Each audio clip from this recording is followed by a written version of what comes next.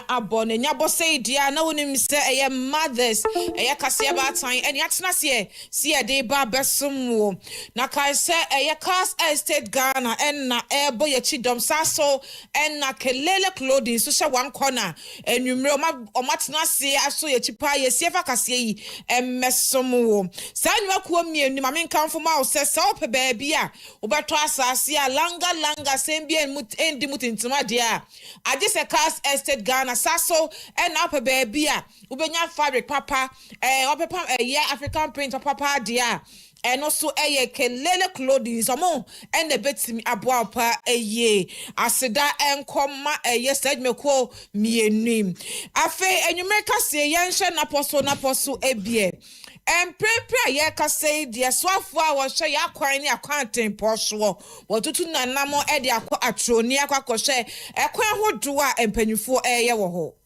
Over 19,000 workers were Juma a mining more shade, Bessin the Noyaza, Honisca Chuchu na Akamu wanting paying for one share, no ye be in fan. Penny contract for or youth employment agency Akasa. What a couple some and Emma and Mebunu say and ne won't say or better phone see what home no Akaswe video who we are whatever Babato a Befontin 10 videos. Onyonyam for amakofibu aso den sambi atwa ma fo hona wotu fo meguzi nda wo hye se siara no oyaza obohwe honi sikasam no wa hwe na watoto ne ye kaise enwumeyen sempi ka we ho ani atena se wo don hwere ba akumu si ade ba besom wo obi ma so amania pomudi edwedie ene ensem bebre atena se si ade ba besom akenkanfo enwumre ejemme ekui akode yabo asare mene Jumain Dausa Mothers FM 102.7. Afe yen fiti kase na se. Yentinsi moswafa washa ya kwan ene akwanten ponso wono onyanfo kwan me governs Abuja ene kasayi what is smart to abontin a watch say wodo ani akyerem osunyane ni atronie eye kwan ahodo a wo mo ye ne so na sa kyerem so clash one corner kwa yes wodi ani ekọ wo no contraja eye kwan ehye womsa no wono onyanfo kyerem say so machepa eye nanso wo hye de wi kwan ekopa dia what should I say? Oh, my boy, Juma wadre pa. No ne eye contraja. Jume and say edin kita huwa. Wabona baso pa dana se pa se. Yade kwan share won sano. Wait me aka kire say. We be 2027 dear. September bosume no. Wait me ehwe bibia na kai say. Contraji yade share won sa 2025. September bosume no. Na nkita hudi a ekoso so afa wo hye yakwan ene akwanten pon so enie. Isane wada ma me bomo de ase me kase me say omla next time. Exactly. Now you and I me show bom so say adwuma we time na odi amama. Enu me wie e de excellent. Excellent me to akana. Enso na ha kakra. But me nim say adwuma we na time na bre na opesa oji adwuma we no. Me for so say me wie ansa na bre na. Nti yam free and go do sunya no awo be mu adwuma ya. Sisi from Tunnel Bridge no pe and I am from a sub base and base in any activity can see. He's capable of finishing on way ahead of schedule, and we have no fears at all that he can get this.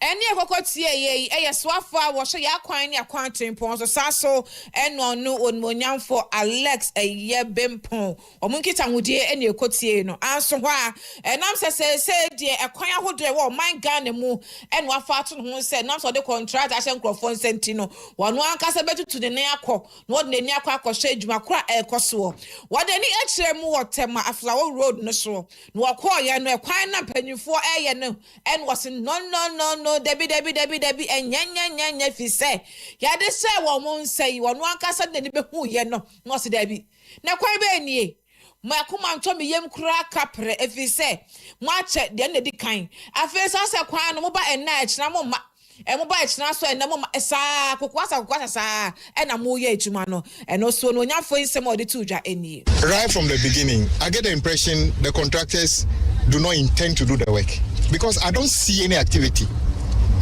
It's 17 kilometers.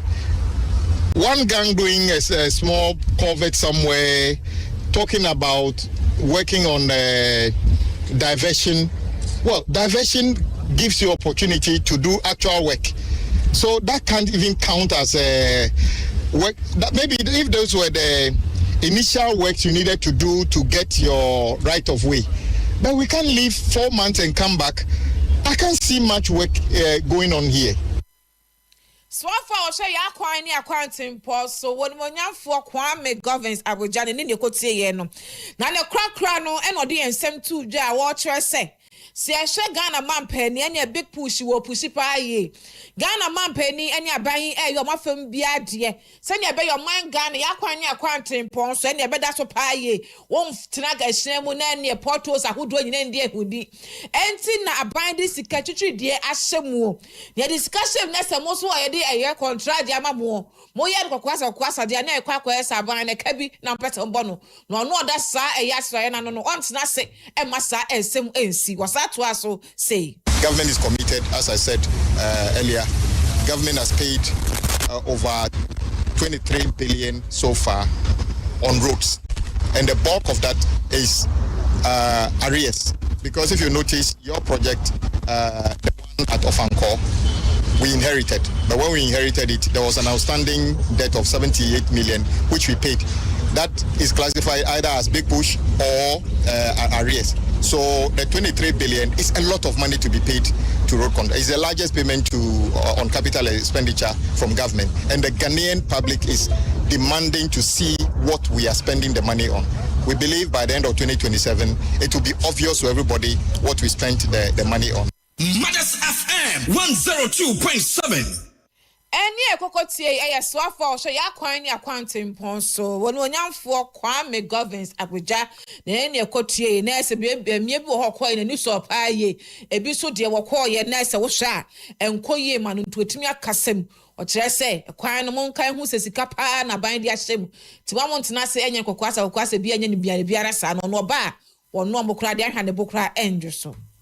Yazoba too far, alcohol 1 hour to form a guzi wasn't some be at to go watch the says Sierra no one is Casami as our own chair cry.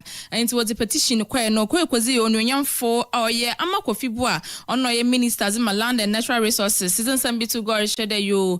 Petitioner was Abanoyaza was some says Sierra no Ghana man pains in Shebebo Guna Queen Miss Mobile Bob one so Nasan Swabo Honangasa Miss Mobile. Bibi Biara obey netum a concan amonti when yaboter or Sunday or Yazan Nansa. Akan krata and some biara woman to what to a bench name. Miss Mobaya Shana Obayana so ebetum abua hononso. At the core of our local content policy is the interest of workers and work protections and job security of workers. So the local content policy of government at the core of this was to empower you, not to weaken you. And clearly, from what you have said, there are serious concerns you raise. We will study your petition and we will quickly get back to you with a view to addressing the concerns. I thank you. Mothers FM 102.7. Enza ye Emmanuel Amako Fibua no zenen sambi atugo Richard say Sierra no aban bahwe na watoto nzama ye mes mo ba yo bobo hono so dachi no so batum asanso aboa hon.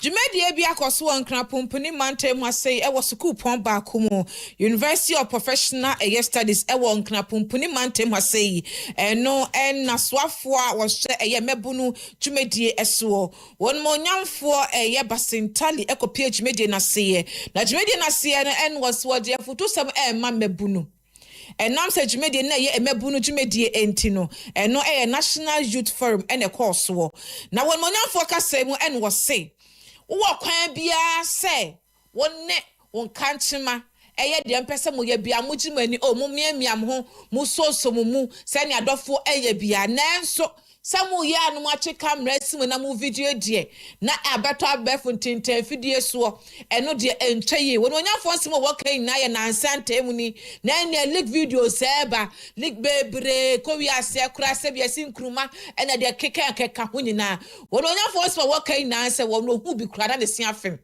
was then a Ghana mebunu eye eno yade a entwaye kura efise abefo tintin fidie so asai infoni kwada ye wi asafa na nyina ehwebie na omo ye saa de na nyina so nim se omagyae na omagyae so de wo srep Ghana mebunu se enso hwa wo srep wo madabraka enso wa mema ebi emeka ho biem se wonu akanti me ehia mudi odo kakra no atwefo na ma video oh no obi su kra dia beto abefo tinte fidie so na dia tete se nyina wonu onyafo kire se eno enya de beboa na saa de ni nyina mo nkan hu se mo woda chi bia ese mbo ho ban enebe wadwen si wani je na aba na wuji wani na anhra da nkwa mabi no na antimi ankoyi ama we ni afutu sema wonu onyafo edema emebu no.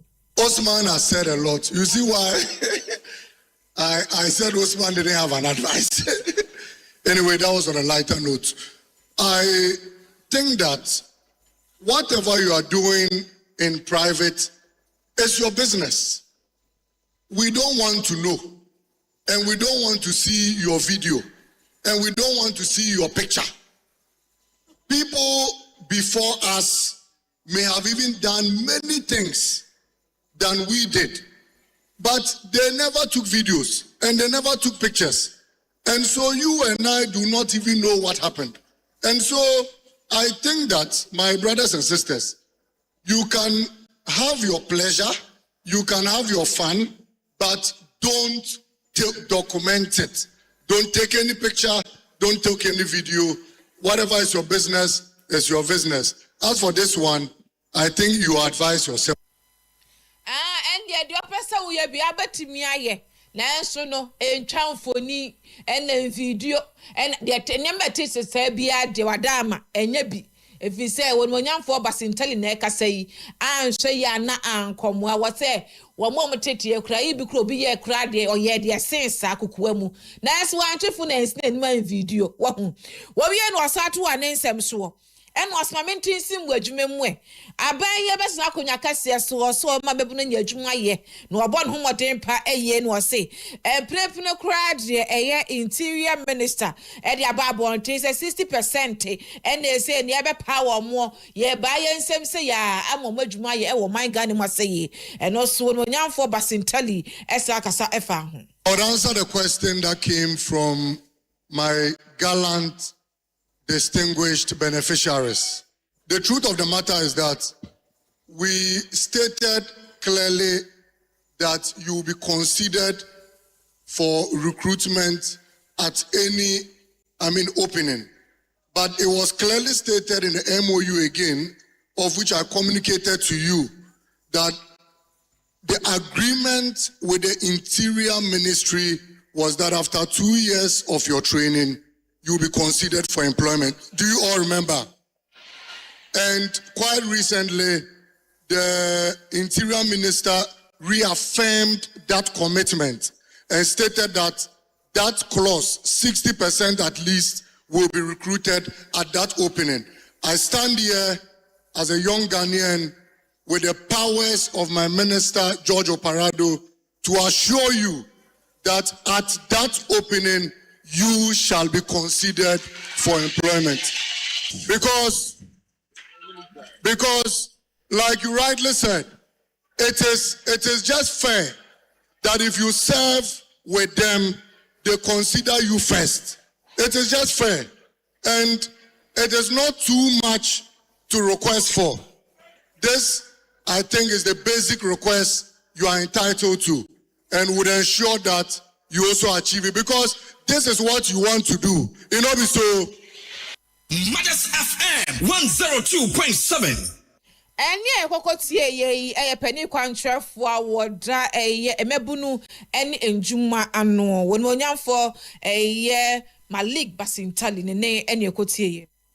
Yeba kukuda ziwa kwa hwana wotu foma eguzi ni bi ya chire sesi ya hwana woye ejuma mpempre na afye hwana weje ejuma ni na awo shede sesi ya rano hwani sika akamiye ankasa yeshe nyimpa woye beye 19,000 hwani sika na aka umu awo shede sika no so wabobo na we ndo ye 350 million ti sesi ya rano Bank of Ghana wanshwe na wanwilizi hwani sika na wafama wanmesi mwabaya hwana woti fye no so asebi sesi ya wenye ejuma no ana hwana metuma agugo no so wetumo za ye ejuma nti we namdo ema mpemfuzi petition kwe kwa tu wana wakwe no oyaza Bank of Ghana when secretary ya Abdulmumin Gabana eno ho eno si yo nkrata ya waza be yaza wajim na face so ma waken biara yaza watintin pempren ni bang bohwe na ma odo to mes mo be ya asomdwe so botum aba na face wona weska kam no so wonsa etum aka. We are demanding the governor of the Bank of Ghana owes us a responsibility under its enabling act to protect us. Exactly so. Unfortunately, they have failed. Yes. And so we are demanding that all our locked up funds in excess of 350 million Ghana cedis belonging to 19,000 members, minors of this country and their families. We are demanding every penny from the Bank of Ghana. Today, you have just about 150 members who are National Executive Council members. Our membership is in excess of 14,000. The next time we are here, we are coming with all the 19,000 members, both current and former. We are coming with our wives and our children.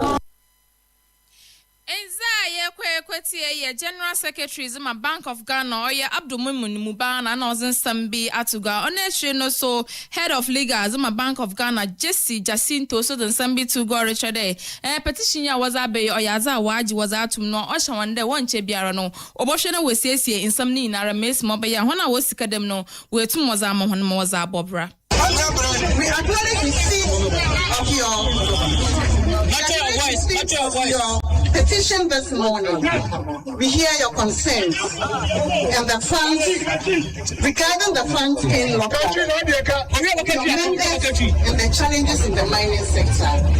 The Bank of Ghana remains committed to the financial stability, consumer protection, and public confidence. Some of the funds are under the other regulatory agencies. We assure you that your concerns raised will be given the due consideration. Mothers FM, yes, some pa. Ye Mami Jesse Jacinto or ye head of legal Zuma Bank of Ghana and Northern SMB Atugoriche they say Sierra no so was ni na yaza wate into Oboshena and Tempera to Mwesi and Miss Mobaya. When I was sika woman no one side etum aka. Young Twaka Siene Swenia Fieni Enchemu Boligatanga Girls Senior High School Bogis, ye drew what dear. Nani Ara Hosem. Ababonten de na kowie se abaya wanya emfie edu en9 ena sukuu no wenfo achmanfo mienu akofefi abaya kura service wo ye special charge wo ye obi ebeka so ye eyi wo mu a omuni pedua kwai na sabi entimi konkan yi bie nkoda bia ena woko sukuu wo ho eho ena wochmanfo mienu yi eche ya abaya yi efefe no na asemi beto abonten no and education ministry akasa afa ho omonka so omoka nyina kire se and niema na ekoso e wo suku ntoaso no so enya de ekonkan kra entwaye enu nti omo se suku mpanyimfo se sa asemi omundo mwasuko aso ho a deputy education minister Dr. Clement Apak kasa kire se ade we de entwaye kura entwaye sa koda we so say edu nan ba abaya awo no wakoso wakosua de na mo amonyo esuku yi ma ma adwen se mo kofefe no eno enya de etwa ekonkan eno nto no so danu atum sane ebeya asem no asumje betimi ahwie no asesuku fo panyimfo se wo mondo asenum esuko na sa enkrate ode ba abontin en education minister wo monya for Harry na drusu ne ene hyase na panya sa ahye Ghana education service for se sa ensem no wasre no okotosre so mondo masiko sane ebeya behu se asem no ene de to na sense na no kra etie so wa education ministry saka eyankrate ya eno mo se ebekasa and almost Casemo no way and crater no so free Ghana education service for so at the buy and almost yo assembly at na yes you at you ya pa a year if you say a yabogis a year and masukua a one upper east regional or one modern pa a year and tino sa abaya when ya in fear a do and 9 now one more munya sukuyi et me din yamra sem say dear one more some Ghana education service for almost say 1 month na assembly so and almost watches school ni panyimfo se nhwemu bia eso mu hwe na ehu bi asem no kreda no omo enhwehwe efisa mo so nya krado se asem no mu ujai amana kwakoda sa akwa efisa esa na egu omo so animu ase na ninguase no so ka Ghana Education Service no na ekwakoye so aye kwakoka asoye so ehwe man Ghana dusua so enu nti eno mo so ahye school ni panyimfo se asem no omo ndom wasuko na sa ensem kro na mu na Deputy Education Minister Dr. Clement Apak kasa waso gusu edi areho pa eyefi se ensem na kokoso school entoaso mu no enya de etwaye na nkonkan enu nto no so koto sere se ekwan bi on befa so enya asemi mu hwemu no wono so sere pa ye se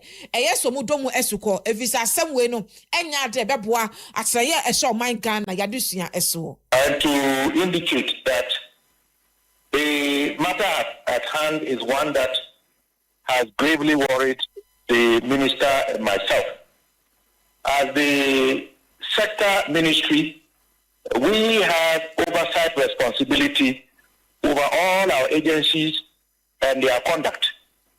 And so the minister instructed me to issue the statement.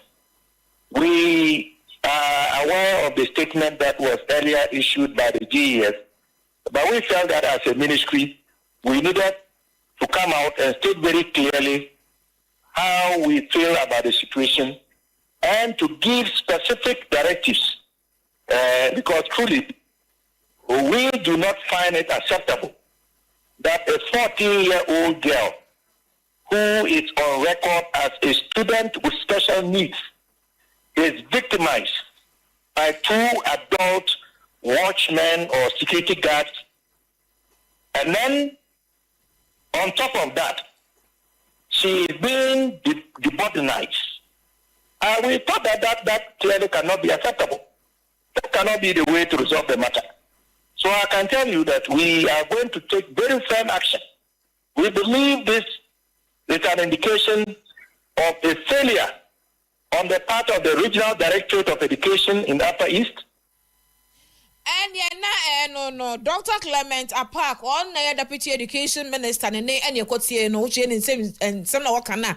Akodana when you fear do a 9 o'clock nurse or no, ye ain't every boarding or cry. Come say, I send in Shimuna, cray crash or a special child, and unti was rest of Monia send undum was to copa a year. And so why Executive Director Emma Africa Education Watch, Edward, Ora Kofi Asari, one also say, Sa and near manna a course so padre, enya de tweye encheye kura e ade a egu school no ehun fi pa eye impo no aseye sure man Ghana adusua so enu timpanyufo so enhye na wo hwe bia no kreda no omonfanto. Issued a statement on this matter earlier this morning, having engaged with the regional crime officer in Baatan in respect of the prosecution of the alleged perpetrators. We are concerned because per our information, the illegal acts took place somewhere late June and early July, and our sources indicate that it's likely the act wasn't a singular act, and so we were concerned about the case management process, the safeguarding procedures, or the safeguarding response that the school deployed when the act or acts occurred. We're also concerned that as of yesterday, the security men had not been interdicted, especially when these actions took place about 5 to 6 weeks ago. The final point of concern was that a minor was being charged and actually being pronounced guilty of a crime committed by adults just because the minor was a victim, and that was that was a no-brainer in all this. Yes, I'm Mothers FM. On Monyafo Kofi Asare ne ene kote ne be home kase ne so abanenso no yemfa eye nkabo we entwem Owura Patrick Ejei ewo mfie eye eduonai enso saso enna ne nua ene Maxwell Boaten omodi akwakodan aposifo se Wamwan kasa enua bema wonya emfie eduona ye kasa de na 40 years wo nyamfo eye Samuel Ewusi wo pie ye na se ne nansani esi wo kwa adwuma bapem nei wo ma efie entomo de akwakodan aposifo so mokoto srepa eye wo ye tuntum a wo pie na wo se eye shirt red na tra no eye blue ne de keka ho a eno nti no modi abedan ye se yeso ye mahu dawro na wo hu abrantie bi a wote saa ne mfie no ekọ anim 40 years no watimi afre ahoman 0256 457 213 0256 457 213 na empanyimfo etie ajo first na say ubesimi kura asonensa edina ko police station bia ebenwo oduru ho aposifo be frɛ Owura Patrick anaso Owura Maxwell no mo so aba bechi omunua no ye wie dia yenkwai ne ye kwa hefa kelele ne ye kwa akoduru ye duru dia ne nyom se eye North Kaneshi the mod bus stop eho ene ebegina ma men kanfo ma wo se wo pe eye fabrics bia ato African print wudini ene empo Italian eye fabric bia ubetimi e dia kwa akodan kelele clothing no metimi abo apaye e bi kura na wo ba no wonni star bia wani so fa woni pedua na nkasa bra ne fa begina ho sei wo ba ne yesusu ne e mema wofoni bebre se ne be ya wan kasa kura betimi make you choice wujia ne apam ne dia show fe e bi kura na wo ba be wade ensu no bi obempempa wonioma adan e na won fa nkodan kelele clothing no muntimi emboa wo machira kwan enie wo mo North Kaneshi the mod bus stop eho enomo wo ubetimi afre wo mo e wo 0541 849 257 and now says 0268 866 697 and no eye kelele clothing for a number wo frɛ wo mo a wo mbeje wo feso Mothers TV, Mothers FM, Ashafu Titumpo, Mothers TV, no, Oyaza, Shamotion, and if no broodunti, no, Oyaza, Yerko, says lights for Frodo Crant, he says, ya no, Sapade to Michin, Ebia says, ya, my one impono in Shadanchi, Papa Chiana, or there to Misha one way and wage money be, no what to Mosha Mothers TV, Mothers TV was a mom, and the frequency near 12303. Frequency near 12303 na face symbol rate no see 27500 and our polarization no see horizontal position see 36 degrees east into ono no che de me na on to me enti che de bia ye nuanom kratifo menyifo no etu mekare oh Mothers TV say what's how ma mebuboy wotu mo hweda obenya wazama wase 26 ne che de code ne kakra che ne kakra Arab sat bad and Yaza, Mamubueni na ye say echo, which even na Mothers TV in your charm. Satellite for front number to Mabon into there too. Mawasha was a man 1 hour your way, man. What to Mosha was a more mess mobaya. Pasanso Achi and Mothers TV, the ma ne etum asanso ashe mess mobaya. Ejmano so, but tum akon can amahen. Auntie aha and a beginado nayaji abuafon krato abanti yaba. Yes, a Cassiabon Kenny na but your hondo. Aha, eye kelele clothing. Me mama kwaba. Yeni etimi ma wa ho fedanso. Ewa wonta de shemu. Esan say, yewa fabrics are so to nyine bi wa ha. African print. Kelele clothing die. Yesan so pam the show. Come on. Ye pam e mane mema kaftan. Corset, agbada, e mane mema die nyina. Embroidery, bubu. Suit kaftan, political suit nina. Ye pem bi wa ha. Ye try kwan ewo North Kaneshi the mod bus stop. And now dear friend, ewo 0541 849 257 and now 0268 866 697. Aha, eye kelele clothing. Me mama kwa.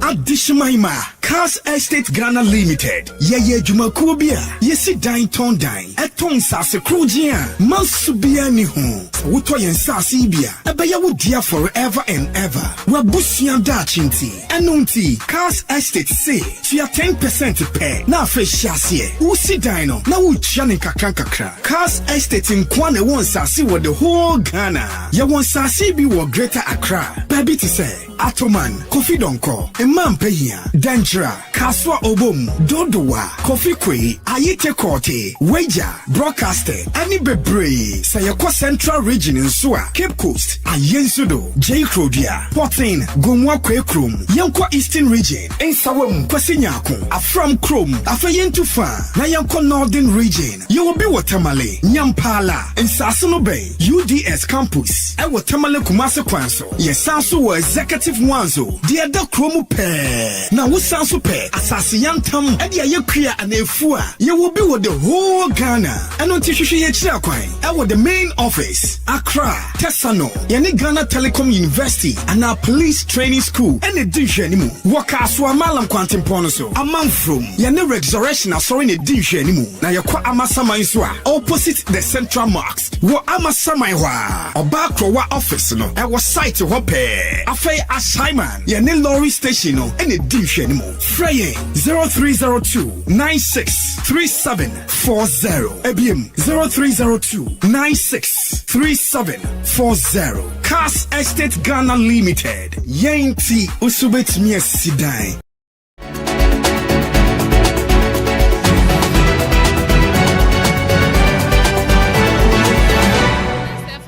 TV yesomosompa ampa aha ena yebeto yensam no do na yebehya wo de yekwekopie mu won kranpunkuni manto ma Accra Metropolitan Assembly one mayor a oye alote pakpo zensambi atogo Richard Sesiara no obesre de wona wochu abobo ya na Prague no obeya nkasesiara no 1 month pe wonchi won ho femfi kwan no do na momon nam kwan nchenchen osande oya azade biara no ena bohwa na yante asampa afi so one share reflector mesmo obeya asebia ada asampo na wanama ka busy honecha wetum we hon bi honechi wo side ni nara no etum a reflect mesmo obeya bibibia another ka biba otum obodo pe no na wetum we hu ohwede hona obohwe anansam ya wodi tugwa ho obohwe na wenzido no oyaza obotum ahwe na aso ye ankasanti wonhwe na wo mo wonda wo 1 month pepe na odada membre na wotum ozido sesi akwan no mo fa main road no ne nchenchen no wontum wonfa mesmo obeya bibibia so botum akonkan we no nam do ma Michael Papo Alotezen Samizi Tuga.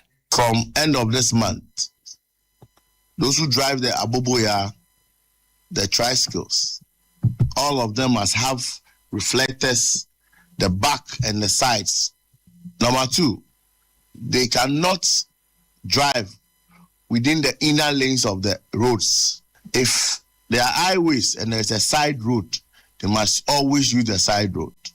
If there are no side roads, they must drive outer lane with reflectors on, and the ones who are driving the either the tricycles or the Aboboya should put on reflectors. If anybody or any what do you call it, operator decided to go contrary of whatever we are saying, we'll make sure the law will take its course. Ye ora Michael Pakpo Alote Northern Sambi atugo sanso Australia wana oboshe tax force for now waji jiskafi wana wodi woni dwuma market women na fa business women na waji jiskafi woni nche no oyaza asesiaro no wo hwe na wa hwe ne ye papa wo bo hunde road jisika onye ne kwando no oboshe na wanyiwezi afi so sanso za chapa okorokwa ma gentleman bia tax force fi wotum wo bo no hwe da oyaza oya sorry ye ankasa. We are letting all the city guards, task force, they should know that we are watching them out there. If you think you can go out there and take money from the market women, the businessmen, the traders, today nobody is seeing you, but tomorrow when you are being caught, the law will deal with you. As this sticker issue has happened and the lady, I'll leave the issue for the gentleman that being assaulted by this our city guard. That if he wants to prosecute, he wants to take the matter on, it's allowed, and we apologize to the gentleman that this will not happen again. Mothers FM 102.7. Ye Accra Mayor or Michael Pakpo Alote Northern Sambizi Chato. Afeye akwapo modin kasiem. Ye drop omudin kase mu dia empanyimfo wo wiase fa na nyina wo mo sharp omudin so ehie mu na somatna ase to adwen se ne be ya wiase fa na nyina apomudin betimi akọ enkan na eno na World Health Organization country representative badge media na se e de ensem etu dwa wo kire se wo hye bi man nyina kwakwa se empempe ya de bi wo ho ayese atiate se no na tie bi man nyina no eno akwa ya de be ka se ya de koranko na enso onim sesa enhyemudi ase yi empanyimfo ne magugu akwan mu ase ne be ya impo no yebetimi apɛ aniema bi ne aduru a ene vaccine ahodro bi betimi awowo na ye bia so hu atimi atono wade nsem nyina atu dwa ewo 3rd Western Regional Technical Advisory Committee jumedi ase ho eno kire ensem sei Health, security and sovereignty agenda provides an important framework for advancing resilient, self-reliant, and integrated health systems across the continent. Its emphasis on governance, surveillance, lab systems, emergency preparedness and response, health workforce development, sustainable financing, and regional collaboration are closely aligned with WHO's commitment to supporting member states to build stronger and more resilient health systems. Eno Dr. Fiona Braka ne enye kotie ye no. Na no si ya pe enna che Emma Regional Technical Advisory Committee Emma Africa CDC esudi ensem to aso. Ne ensem na ne say such media wo mudi ade beboa pa no nim say esunsun sanso no ade a edi nkunimdie ebebre bi ma enyinan mu efa ya pomudin eho. The advisory committee continues to offer evidence-based technical guidance, helps enhance outbreak preparedness, and support regional and national health strategies. A respectable number of us have been doing this even at the national level. And this has positioned the committee as a crucial bridge between global best practices and the local realities. Afe Director General Emma Africa CDC Professor Alinko Ahmed wano so ede ensem etudwa wo kire se wano de na tete pa fi se no tena se dwen ho a wonte ase ya de tiate sa ubon se won mo ya de beche wo doso pa na wo mo so asabi obeka enchine gu no eso doso pa wase empempren kra de nipa 5000 na ya de ne beka sa achi wo mo emu 2,500 and ato anam e won se do eno nya de e beka se ye eni gisem kra e de ma wiase afa na nya titiriu en e bibi mai close to 5,000 confirmed cases and 2,500 deaths, and the trend is still going in the wrong direction. You will agree with me, these are not statistics. These are people. These are families. These are loved ones. We are sitting here not immune just because we are in West Africa. Yes, West Africa has had a long experience in dealing with epidemics, in dealing with Ebola, and we have done well. But the speed, the scale, and the severity of what we are seeing in DRC is unprecedented. Afe yankwen yentinsi ye diemu. So afọ was che ya pomodren so won monyafo kwabena minta akando no no so dwumedie na se no no so kasa pa eye kire se dwumedie bu ebeboa titiru no my Ghana kora won monyafo nani so ade hwina atudwa ebe wi ase fa na nyina ehu se asan na woda ano no eya so afọ so my Ghana pomodren so wono sunsu sie na adwen efa dwumedie hu eni. Health sovereignty does not mean isolation from the rest of the world. It means developing the capacity to act decisively at home whilst engaging global partners from a position of greater strength, preparedness, and self-reliance. Ghana remains fully committed to this agenda. We continue to strengthen disease surveillance, laboratory systems, genomic sequencing, emergency preparedness, and workforce development. We are also investing in diagnostics and epidemic intelligence, whilst building stronger connections between research, policy, and frontline public health practice. We equally recognize that Africa cannot achieve health sovereignty without reducing its dependence on external supply chains. This requires deliberate investment in the local production of medicines, vaccines, diagnostics, and other essential health products. Mothers FM 102.7. Enye kokotie yi eyeswafo a wo hwe yapomodin so wonu onyamfo kwabena minta akando ne ekotie no. Yes, over to Fanso, Ako State Housing Company Limited, in Absa Bank Ghana, says Sierra no, was signing in Tiase, a Pama watcher, they say Sierra no, when now Obaka won a bomb aye, Juma, Miss Mobay, and when it's Casamno so, over 2 months to Nie, and after so you pay bien walk or a Pama or Yaza or 2 months in Queen to win our walk on one does a coro. No, I Juma Pepe, Miss Mobay, and Puntu Subaba, Amo Bibiara, when I won Yabosa, when I won your scalp, what the I don't know. Ninara, a tomb, a Quancan amount, more wash shine there as I were ye in Fasubefim Abba Nafiso, Bibi Abotum Aqua Pepe, them a wosu should obacono, into Yanko Poncha one as a Bibi away biano so onto Mombrum Farmer one. Where he saw en on Doma State Housing Company Limited, John Power, and Odin Semi to go to the Sierra no, just the package now by no Yaza Babua, my Bibi Biara etum Aquancantus also or Yaza, Obam wing one the hall, ne Edgeman way 2 ways to me a miss Mobile or Chinabino, as some Jeso Baba Amahon. I'm really looking forward to what we can do together.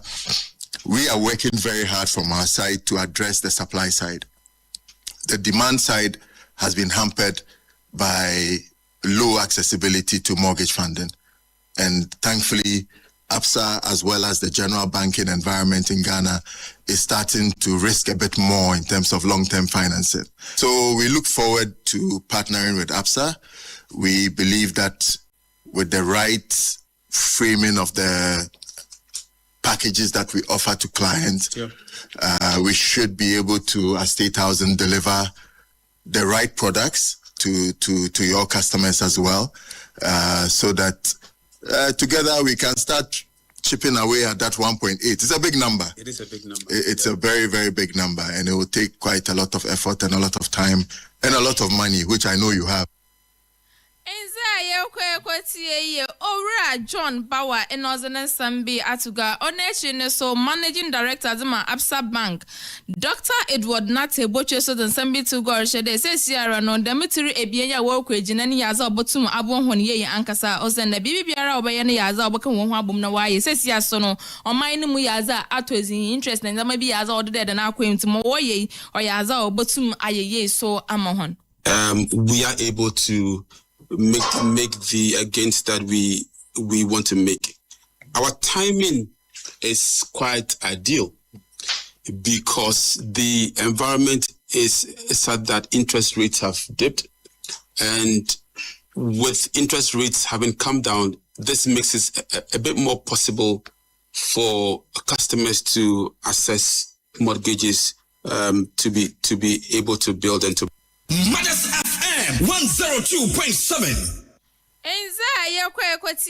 Dr. Edward Nateboche, Northern Sambizi Chato. Enra day abroad in Bachinimu woodwani outro my gun must say I teacher any enknapumpuni mante must say maybe or why any assume etro ye pa a year no crown pay bebre crab badge my entire the intimianto so. Say ye bakrana lighty and show ye. Aha, eno, and Naswafa was she in a so Minister for Energy and Green Transition. Dr. John Jinapo was say Ghana way. Yesterday, Mukumakuma and two muyem. Nanyabwa paye way every akosombo, a juma moodin ewo, and a cafre equaswa. Ye dun and Kania no ewo baby. Now was repa say yemfa enche. Na sa part of Cassia and I would monyam for John Jinapo added to a young man Ghana and him. The Casamo and Watcher say and CSC Cassia so air coso ewa coso bo send a bay your mind Ghana. Can you know what day subets me ejina brane nintremu eni. We had a period of some disturbance of power supply. When we had a major incident at Kosovo, After meeting the engineers, we had two options. Either to shut the plant down and build the control center in its entirety, which meant that the plant would have been off for 6 months, or put in this temporal structure or temporal mechanism and restore the power, albeit knowing that it will be a bit fragile. As Minister, I had a decision to make, and I decided that we should go by the temporal measure whilst we put in place a permanent solution. And so engineers working around the clock have improvised a system to supply power from Akosombo. And for some months now, it has largely held. But because it's a temporal measure, occasionally when there's some frequency disturbance, it takes off Akosombo immediately to protect the system. And we are aware, and I didn't explain, but fortunately, the work that is being done to build the center or the control room is expected to be completed just next month. And so I would appeal to Ghanaians to do this. It hardly happens, but once in a while, when you have a major situation, sometimes even brand new cars, you get some challenges here and there. Dr. John Jinaponi and Yokoti na answer wɔhwɛ dum so ya enu atri atese ya enu ɔse ma men sanfa ensem nka mo ho enu ye ni gisem a wɔtre se ebe o man Ghana ho sei wɔse ye hwɛ eye o man Ghana ye nim se Middle East ntokwa yi na beka ye pa eye na enso emprempren pa de aban eye nhyehyɛ ye enche kora wɔne eye new petroleum agreement be koso na ese enu no be ye International Oil and Gas Company bi ena ban betena se enu ma sign 5 years contract sɛ your mind Ghana you know ma so ebetimi akọ enkan upstream acreage, including our frontier basins. Major international oil companies have expressed interest and engagements are progressing. It's against this background that, working with the Petroleum Commission, I initiated a comprehensive review of Ghana's upstream petroleum policy, legislative and regulatory framework. The objective is to ensure that Ghana remains globally competitive while safeguarding a fair and equitable return to the Ghanaian state and its people. Radio Munina Baatan, Mothers 102.7 FM. Minister for Energy, Green Transition, Dr. John Jenapo, Nene Enyekotie no. Yes, over to Faso Ako, 24-hour market here, Abaya, baby, and a wobubu done and that, sorry if you had a hard market, no, or ya that, Memfu Brena or Casa was the 24-hour market here, our Ejmaya was eBay, and Carban Shredder and Kabia, shift none or Baran and Kawake or Kanawaka, Kansubesindano, or Yaza womb who she. Now, when on them do, Emma presidential advisor, or ya Augustus. Obuadum eden sam to go she dey say Sierra ne timemfo nya abotare ankasa osenda azoko pati onam do ma 24 hour no buy no oyaza was babanti ogudu sha wo ye nkakra nkranti wonya abotare de adwuma no sempempren ni na tumi wi ama wopa biara no so oyaza obotum efimu aba. But for the moment we have no responsibility whatsoever. So if people sue 24 Economy Authority, we've been sued 4 or 5 times for something that we have no responsibility for. So our lawyer is moving a motion in November to get us to be removed from the defendants list because we have no jurisdiction, we have no status in the matter, all right? So that problem is a problem that the Ministry of Local Government is handling. The global average should be 15%. So this is what the program is designed to do, to transform supply chains. 25 is 1 year old. You want us to do what the ministries have failed to do in 70 years? Let's be realistic. And the difference between 24 and every other program, there's no chunk of money like Big Push, 30 billion cedis for us to go and take and do the project. So everything we're doing is planned, is executable, and what we've done is being very quiet about what we're doing. Why do we do that? We saw what happened with 1D, 1F. Today they were announced, we built something and then they went and put a signboard. We're not interested in that. If we put a signboard, it means it's actually going to happen or it's happening. It will happen. happen. Nenza ye kwe presidential advisor. Zema 24-hour economy Augustus Obuadum Tano. And Ozana Sambi Atugori said the Wenya Botar ne Jumanon painful guda wogudara wash metum akwe mes mobaya. Obibi arabotum enya nitru edizi shift no oyaza baba zamon. Not municipal chief executive Akwete Agbo. Naso than Sambi to go said the 24-hour economy yaza bababwa. Emma wana otuntonazu wa huni na no botum echa often pokwase na amasama kwantempoano do ni na yaza obotum abafom. Enti nyanya abotran farmer painful na wana wash my bibi biara etum akwankan mes mobaya. Traffic so this wa kwano do ni na so botum abafom. Enti nyanya abotare yam farmer wan mes mobaya nyama wo to no so we etum atutu ni ye mes mobaya asomje no so botum bi aba amahen. Timota all the way to Isawam. Ye ni dwa papa bia obia every commercial activities ye kwan hu na ede happen ubai say ubon se pokwase junction na car friends abochenku wo ho udu tafa junction chese amasama po de enye kura etino adwawe eba ebetimi abua ema friends adwadie nkita ho ebekoso then also omu friends I feel it's just a slogan. No, it's not a slogan. Idea His Excellency was in the bose obey amagana do introduce bia say yet me see modernize our traditional market system so that at least nyama ye decoy yemu iframa yehumi ko yemu no at least be iframa pa edwanipa without any kind of disease attached to it. Mothers FM. Yes, some pa.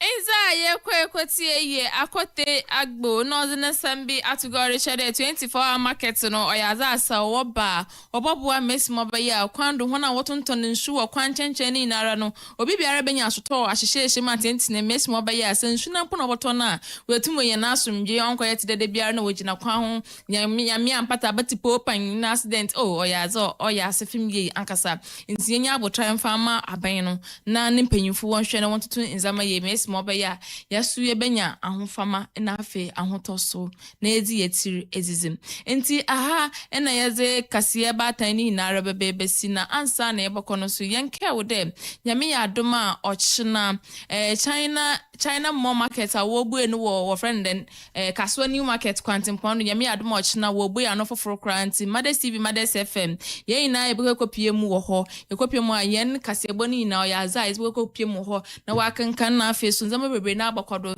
enti owa wo fan bi wo ha kan news aya woda no but ba ho a oyaza abo hu won nyinara na tumi nyanya nsawoso na paya nyame adoma ochina no nzama beat den ana wen sade hu fa ho no oteden sesia ochina say china de yeswa station e dia koka so o abronsani na yes obonesi kwan no ho yeswa abronsani na dia kwa kosi o say twe to mu nyina so embra usi e bia dia no foforo so dia bibia tibisi efe nyama no so sisi omo tutu sisi ombetete so adama enti achina de yesrew ewia ni mu nyina ye nyina ye wo ho ubehu obi a wo fi ha say bia obehu no enti achina no Mothers FM ne Mothers TV de ye hiemu ewo Kaswa new market ye China more no wo bie na china no afoforo na ehwa na yesi ene dwede yin na asbe baso enti anopa no nsia ni afiti ase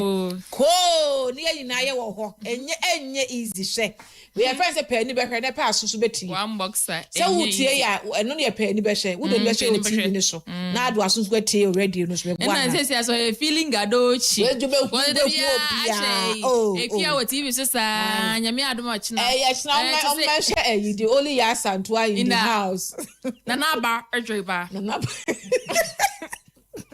Ejabita enemy abna fokuo yabua echombe omo ino me abna fokuo yaba na ene eden tafabo hima ya de che se mampomo hene abom mochina woina asanti mampo pure water Ye na ya ba ho pure water in the difference anti man po na ye de bebegu ye na ba begu China mo echina kasua new market kan no so no nti bibi bia be ye fefe nti yesre fa wo ma me bra fa wo sister bra wo girlfriend bra wo bibia wo bia fa bra wo se na nyama no so mother sinti what to do there who bra na ba je woze sika biara o da wachi biara nka hweda de ba ya fa bra na ba benyenza makura bia bi wo ho etum atonti wo se bi kwa na pese okofa ne makoton echina betia be fa bi ho bibi bia ho bibi bia wo bibia panties braziers boxers bibi bia mean for one atare mpoboa echina on be hu ayi na ba ejeva on be hu omunyi na o madam be be sia say ti echina be twan mo momra yesra mo chira momra pa na mbo je kan na be pie ho be hwe ne feed pa ti echina no pa efi no nsia e ko nyina ye hia e wo China mo no mo bie no foforo kra e wo kaso new market ho no a enyume ye de kase ebre mo edin no ye ekui akode ye bo asarmene Juma dancer esu eka ho de kase ebe som ye sorry na DJ Flex esu